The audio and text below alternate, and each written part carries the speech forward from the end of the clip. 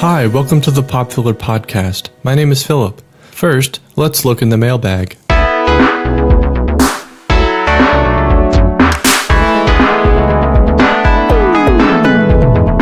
Michael G. writes, "There are so many incredible character and plot-dense television shows out there these days.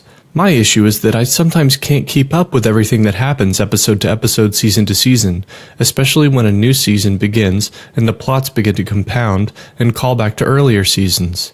How is one supposed to keep it all straight when plots become more and more intricate?" Hi Michael, I know what you mean.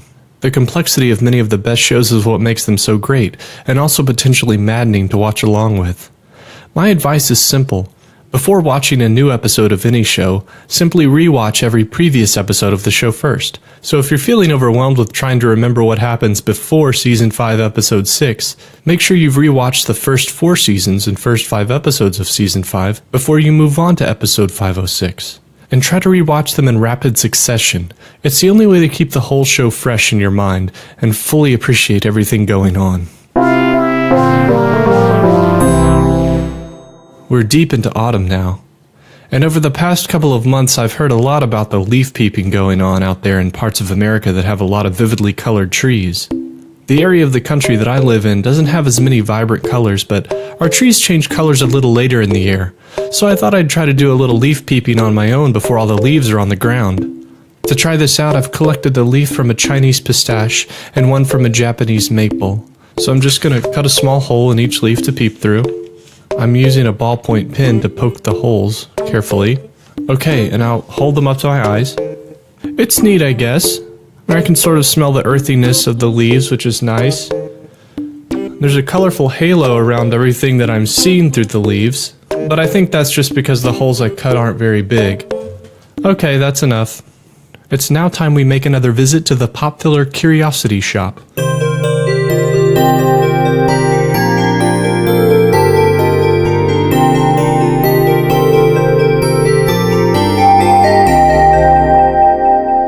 There really is a lot of old stuff here.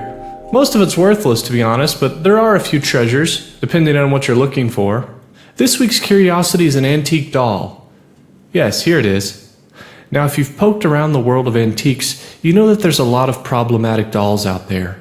Racist dolls, classist dolls, dolls that represent privilege, appropriation, opulence, perceived superiority. And really, I think that the thread that seems to commonly tie all dolls together is that they're all nightmarishly creepy in some way or another. Now, what makes this doll here interesting is how unoffensive and uncreepy it is. It's about 10 inches long, it's made of light wood, doesn't seem to be stained any, so I don't think there was a goal to convey a specific race in this doll. The wood is carved into a simple human shape. It's not provocative or remotely voluptuous in any way. I think it's supposed to be a girl, but it could be a boy too.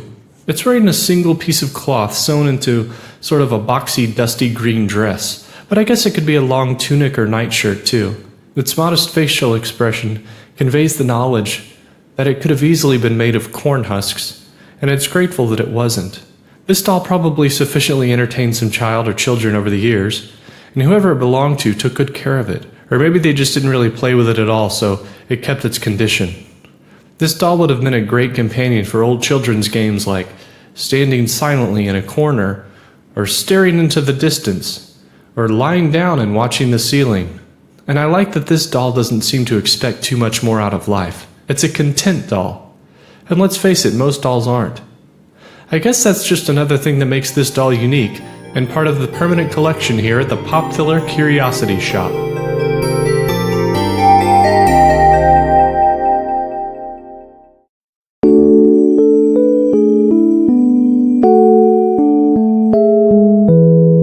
Dear Diary, I recently made another trip to the lake to pick up trash in my kayak. During one of the last times I had gone, I had lost a trash grabber arm in the water when I was navigating in and around some tall reeds. So I had bought a couple of new grabbers so I could replace the one that I had lost and then keep one and use it for myself. On my first round out on this visit to the lake, I lost another grabber arm. I was trying to reposition myself along the shore, and the grabber must have sunk sometime then. So losing two of these grabbers is really kind of a shame on me situation. I probably should have used a pool noodle on the grabber's arm. I didn't even get anything that good this trip. Mostly water bottles and loose pieces of styrofoam. I did find a single cowboy boot. I also found a large piece of corrugated plastic piping. It was too big and heavy to put on the kayak, so I ended up pushing it onto the shore so that land-based trash collectors could pick it up. Right as I was pushing it up onto land, I saw that there was a large snake sunbathing on a log right next to me. He was awake and tasting the air, but he didn't seem too agitated yet. I just backed away and let him get warm. This was the first time I had seen a snake at the lake, but that just made me think about all the times that there might have been snakes right next to me and I just didn't see them. It's too bad I don't know how to train snakes. They'd probably be good at getting the hard-to-reach trash. That's it for now. Until next time, Philip. Okay, before we wrap things up, it's time for household tips.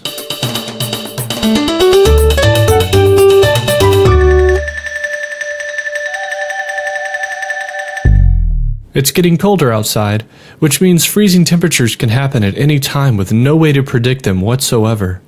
If the pipes under your home aren't buried very deep, you might hear that it's a good idea to let your faucets drip overnight to prevent them from freezing up. I don't think that's good enough, so here's the tip. If it's going to freeze, turn your water faucets on all the way and really keep the water flowing overnight. You should have no issues with pipes freezing. Okay, that'll do it for another Pop Filler. Thanks for listening, and remember, you'll be fine.